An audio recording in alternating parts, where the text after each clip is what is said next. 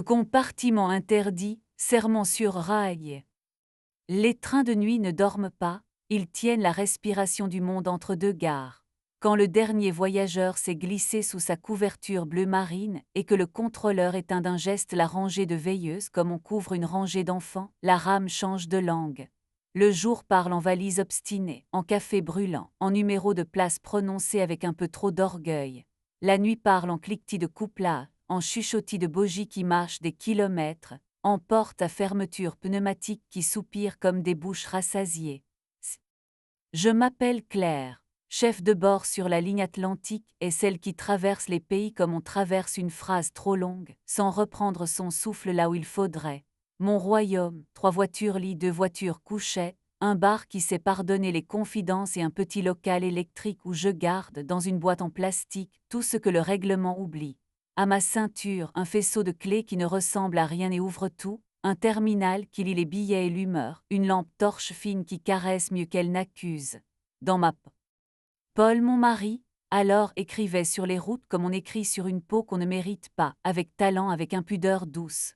Chroniqueur des voyages sans bagages pour une revue qui préfère les adjectifs aux horaires, il savait photographier un quai désert comme on photographie une épaule au ralenti trop près. Au poignet gauche, un bracelet de cuir que je dénouais avec les dents devant la porte coupe-feu du fourgon, rituel des soirs où nos orbites consentaient à se croiser. Les mercredis, quand le planning s'inclinait, il montait à la. Le premier s'y n'a pas crié, il a clignoté sur la console des portes. À 01H17, le voyant de la 72B affiche Harald 5S, porte maintenue, notation sèche comme une gifle polie. À 01H20, la caméra du couloir B fit une bouffée blanche sur l'écran de la cabine de conduite condensation, dirait un innocent. À 01H23, le frigo du bar se réveilla plus léger de 2 splis de champagne, réserve vernissage presse, et la poubelle exhiba un bouchon de soda en.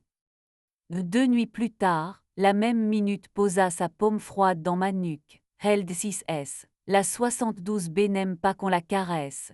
Sur le seuil du compartiment de service, un sequin s'était fiché dans la rainure, minuscule étoile tombée d'un mauvais ciel. Ici, nos uniformes sont bleus, nos chaussures savent se taire, et la seule chose qui doit scintiller, ce sont les voyants verts sur les boutons de fermeture.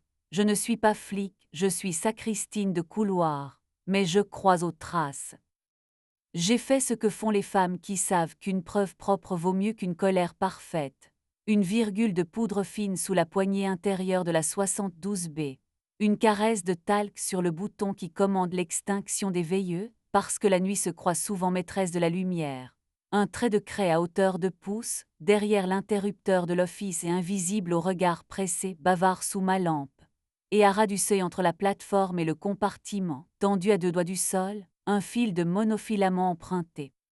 Et elle avait un nom qui se prononce caméra allumée, Lina Voyage, influenceuse de trains de nuit et d'hôtels où le silence se paie avec un code, poignée de main qui exige l'accès, baskets qui écrivent créatif sur le lino, sourire au bord vernissé. La nuit rend les rails sincères, souffla-t-elle à sa cadreuse, à la story, à sa propre fin. Ses yeux prirent la mesure entre la 72B, la voiture salon et la porte du fourgon, comme on lit une carte que paie quelqu'un d'autre. Paul posa sa main sur mon planning comme on pose un couvercle trop poli. On devrait l'avoir, dit-il. Le verbe était superflu, mais j'ai traduit la conversation. Ouverte, posa-t-il entre nous comme une valise trop lourde. Pas de chaos, pas de cruauté, personne de ton équipe, personne qui me paie. On se prévient avant, pas après. Protection, évidemment, nous d'abord, notre lit comme frontière, et ta rame et ses yeux caressèrent la voûte, un reste sacré. Je fis ma liturgie de blague sur mon rôle de gardienne des portes, sa bouche éteignit la blague avec une douceur presque administrative. Nous avons signé sur peau. Le train reprit sa vitesse comme pour applaudir. Le matin me rendit mon fil, roulé en boucle morte sous le seuil. Sous ma lampe rasante, le talc racontait une paume qui se croit invisible. Dans la gorge du caisson extincteur, coincé contre une vie, dormait un embout d'écouteur transparent, trahison minuscule qui aime les coulisses plus qu'elle ne les respecte. Paul discipline ses cheveux avec des pinces mates. Les éclats clairs appartiennent aux bouches qui veulent s'entendre pendant qu'elles mentent. 3 semaines, nous avons vécu comme des citoyens d'une frontière où le douanier sourit. Il disait avant, je posais la main sur les portes quand elles doutaient, je réconciliais des tempes avec leurs oreillers, j'expliquais aux amoureux que le bruit ne pardonne rien. Lina glissait, postait se filtrant pour mieux disparaître. La rame respirait comme une poitrine délacée. Notre pacte tenait, puis jeudi se souvint qu'il avait été inventé pour trébucher. 01H17 Held 8S, 01H20 Bouffée blanche, 01H23 Flûte fantôme mène sur l'inox. Sur l'écran du mécano, une silhouette se pencha juste hors champ pour refaire un lacet devant la porte de l'intercirculation avec la gravité de ceux qui rêvent d'archives. Je n'appelais pas la sécurité, elle préfère les scènes aux solutions. J'ajustais la température d'un compartiment trop audacieux, j'essuyais une jalousie sur un coin de banquette, je dis à ma colère d'aller s'asseoir sur le chariot de lin. Nous nous sommes séparés avec la compétence qu'on réserve aux intempéries. Paul prit un 2 pièces au-dessus d'une papeterie qui laisse des miettes de papier dans l'escalier. Il emporta la bouilloire qui siffle juste. Il me laissa notre mug fêlé, une écharpe où j'aimais sa main, la clé d'un tiroir plein de cartes postales de gare. Déteste-moi propre, dit-il. Sinon, range-moi dans un tiroir qui s'ouvre peu. J'étiquette bien, répondis-je, et je rangeai ma main, et ce qu'elle savait encore, dans un tiroir sans bruit. Le travail me reprit avec ses gestes exacts, vérifier les freins à main qui se prennent pour des confidences, calmer une panique qui a confondu tunnel et tombe, poser un plaid sur une solitude qui n'a pas payé pour ça. Une apprentie crut tuer une porte en l'ouvrant contre le vent, elle n'avait fait que réveiller la mécanique. Je lui appris la vitesse qui répare lente. Un voyageur me tendit une bague tombée entre 2 sièges, je la consignai comme un talisman. Le train pardonna ce qu'il put. Il arriva à 02H03, caisse pelican à la main, odeur de métal sage et d'huile propre. Naïm, technicien de rame, l'homme qui parle au compresseur comme d'autres aux chevaux. Il sentait le caoutchouc, la poussière domptée, et la fatigue loyale de ceux qui mesurent avant de promettre. Sur son majeur gauche, une cicatrice pâle dessinait une virgule, souvenir d'une porte qui s'était crue théâtre. Il posa l'oreille, oui, l'oreille contre le flanc de la 72B, tapota du dos de l'ongle jusqu'à ce que la plainte change de note. Tout ce qui vaut qu'on le garde, dis-je en lui tenant la lampe. Quand je lui passai la clé à laine, nos doigts se cognèrent, l'électricité prit la route prévue. Notre premier baiser eut lieu dans l'espace étroit entre 2 voitures, sous la petite lampe jaune qui ne juge personne. Nous avions coupé une rangée de néons pour inspection de bourrelets, assez vrai, laissant les LED des boîtiers jouer aux lucioles disciplinées. Naïm posa sa paume sur mon sternum avec la précision de ce qui liste un souffle à travers une veste. Je glissai la bouche au bord de sa mâchoire, juste avant l'oreille, ce territoire où le souffle choisit sa langue, et les soufflets dociles gardèrent leur rythme pendant que nous. Avec Naïm, la précision portait la chaleur comme une veste coupée juste. Il aime mon pouce posé sur la veine à l'intérieur de son poignet, mesure sans jargon. Il aime ma lenteur dans un monde qui trafique l'instant. Parfois, il laisse assez d'acalifourchon sur mes cuisses dans le petit local technique store baissé, voyant en veille, pression sage et traces de l'ongle sur mon avant-bras, la route qui mène d'un bruit apaisé à une porte qui cesse d'avoir peur. Mon corps devient un plan de rame vivant. Nous écrivons des règles. Si vous attendez une vengeance habillée de vertu, je vous ferai rater votre correspondance. J'aurais pu imprimer les journaux d'événements, encercler des minutes, brandir la mène comme un étendard, déposer tout cela sur le bureau d'une direction qui confond discipline et théâtre. J'aurais pu apprendre à Lina la différence entre autorisé et bienvenu. J'aurais pu exiger de Paul qu'il apprenne la mémoire des portes comme je la signe chaque nuit. Mais un train est un sanctuaire pour d'autres vies que la mienne. La femme qui traverse à minuit avec une valise. Paul et moi avons appris une grammaire qui ne mord pas. Il a gardé sa chronique sur l'ouverture parce qu'il écrit bien et que je ne suis pas petite. Parfois, il m'envoie la photo d'un basilic obstiné sur son rebord de fenêtre, je réponds par la capture d'un écran, tous voyants verts portent sage à larmes muettes. Fier de toi, a-t-il écrit la nuit où j'ai calmé d'une main et d'un sourire, un passager prêt à confondre cabine et confessionnal. Les lettres sont entrées sans mordre.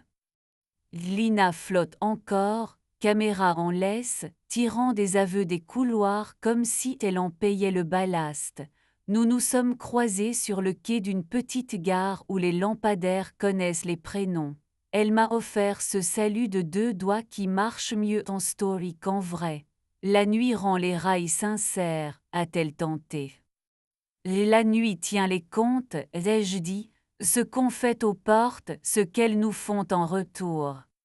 Elle est la souris d'un sourire qui confond élégance et permission, et la rame a expiré comme un animal sage.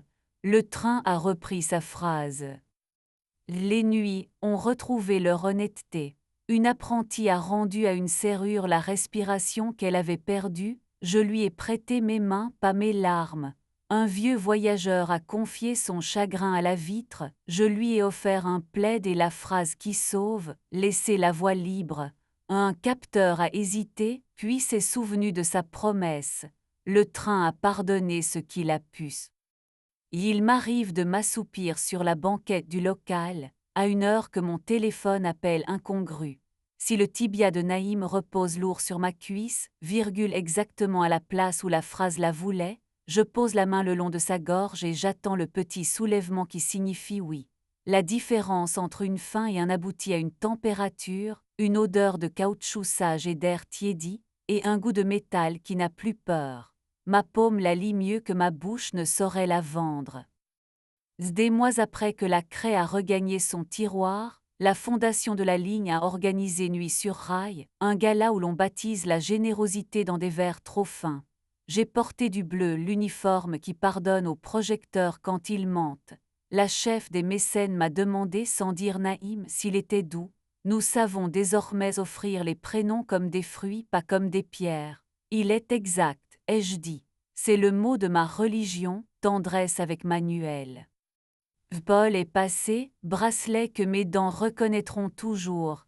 Sois bonne, a-t-il dit, pas bénédiction, consigne. Nous avons touché nos verres d'eau, l'eau garde les mains honnêtes et chacun a regagné sa voiture. Les trains ne font pas la morale. Ils font des marches d'essai, des checklists, des 1000 petits gestes conçus pour que des inconnus ne brisent pas leur nuit contre des promesses trop fines. À la nouvelle chef qui glissera la tête par la porte du local, yeux trop grands, et me demandera quoi faire de la partie du travail qui refuse la procédure, je dirai ce que je me dis quand une porte m'offre une scène pour mon orgueil, consigne, respire, décide, garde le sanctuaire sacré, ne demande pas au wagon de porter ta rancune, garde si tu dois la. Avant l'aube, je prends ma dernière ronde comme un hymne appris avec les pieds. Je passe la main sur la barre froide de l'intercirculation, vieille amie. Tout vert, je dis aux voyants manières différentes de parler depuis l'endroit derrière mes côtes. Les petites ailes délivrent leur petite vérité. J'éteins ce qui doit dormir. Je tourne une clé, toute une profession pliée dans un clic, et j'ouvre la porte sur le quai. Parfois Naïm est déjà là, crayon derrière l'oreille, odeur de métal sage et de sommeil rendu. Il pose sa paume sur mon sternum comme un artisan qui fait confiance à son oreille. Je pose la bouche sous son oreille, là où le souffle fabrique la seule langue qui n'a besoin de personne. Je garde le seul serment que j'ai pris sans papier, les sanctuaires se bâtissent, ils n'aiment pas la scène, l'amour est une routine qu'on annote au matin, je n'utiliserai pas ces portes pour exposer ma vengeance. Si mon voyant tous encore à 01H17,